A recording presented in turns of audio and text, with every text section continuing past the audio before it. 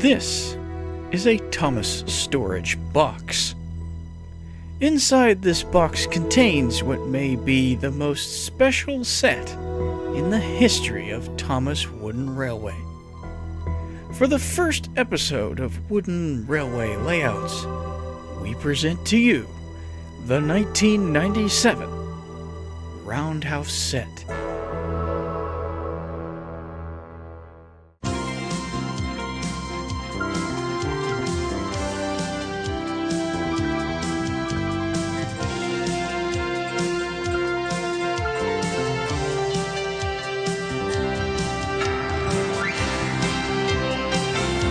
This is the Roundhouse Set. For many years, this layout reigned king as the flagship set during the classic era of the Thomas Wooden Railway, until it was dethroned when the line was revamped in 2002. There are two versions with this set. Most videos you'll see of this set showcase the updated version from 1999, which features the updated roundabout action turntable. But this set on the play table is the original version from 1997.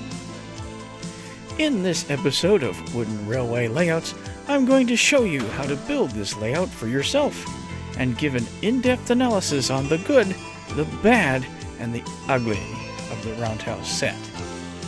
So let's get started.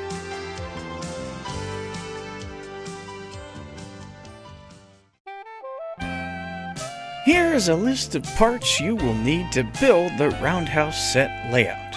For straight track, you will need 4 2-inch, 3 4-inch, 3 6-inch, and 1 8-inch straight tracks. Curved track, you will need 17 3.5-inch curves and 7 6.5-inch curves. Switches, you will need 2 female, male 3.5-inch switches. Ascending track, you will need 6 ascending pieces and 10 risers. Adapters, you will need 5 male adapters and 1 3-inch straight piece. And special track, you will need 1 cross track. Bridges and tunnels, you will need the single stone tunnel and 2 spans of the Sodor Bay Bridge.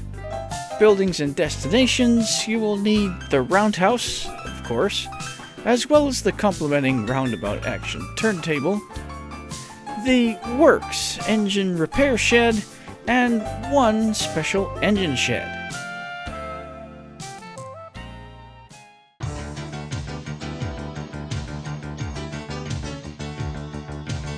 Once you've gathered all your track, you're ready to start building. These are the blueprints for this layout. You can pause the video here to use them to build your layout, or you can get the image from the Thomas Wooden Railway Wiki, like I did.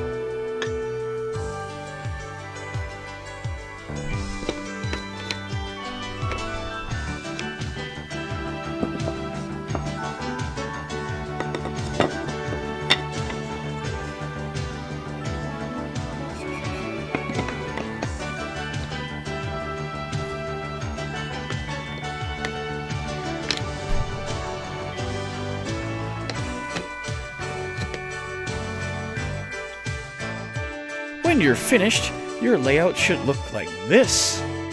Now it's time to decorate!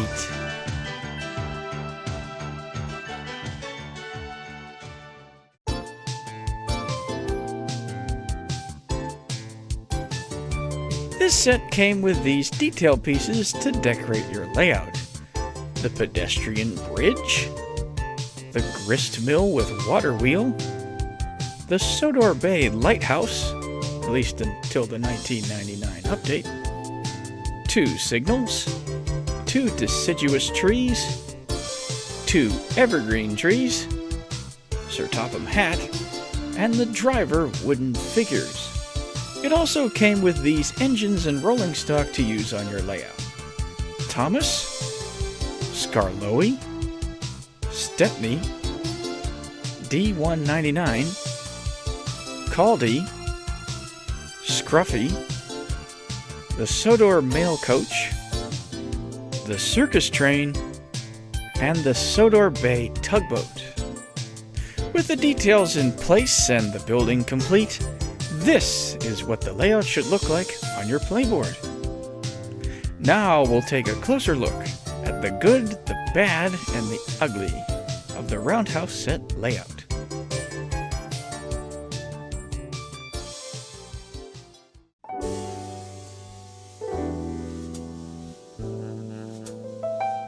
The Roundhouse Set is an iconic set that would be widely recognized by collectors and enthusiasts alike. Even those who are unfamiliar with the Thomas Wooden Railway would be blown away by the size of the layout, as it fills a standard play table nicely.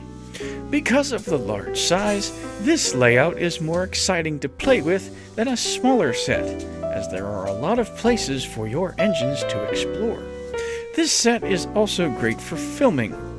The layout gives a lot of detail and coziness to an otherwise boring shot of Tidmouth Sheds. The Sodor Bay Bridge spanning in the background makes for good scenery behind the roundhouse, giving a sense of depth to your shot. You just have to remember to take down the ascending track pieces in the front to make room for your camera.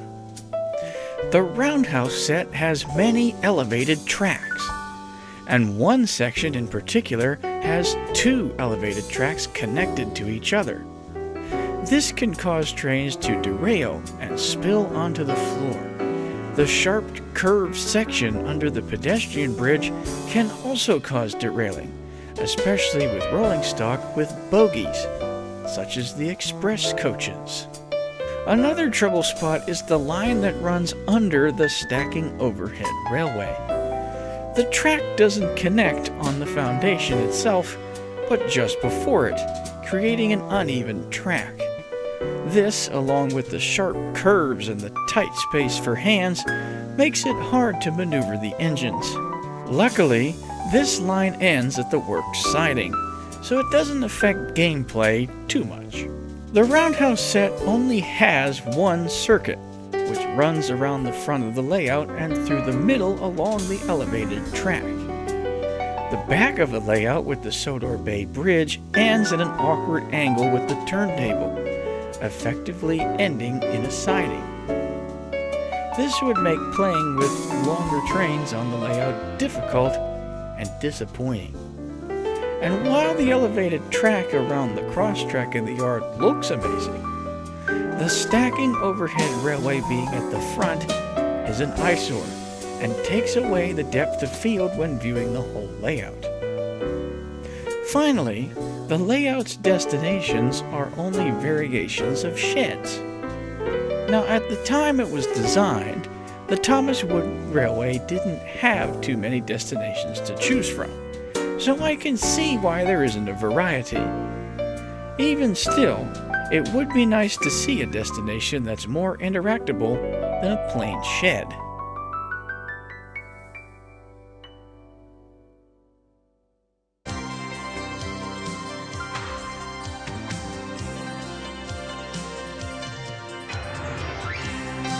But what say you?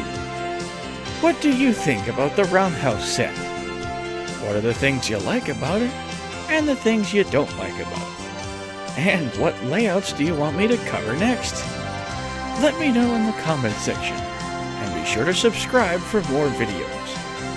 For now, thank you so much for watching Wooden Railway Layouts. And, that's about it.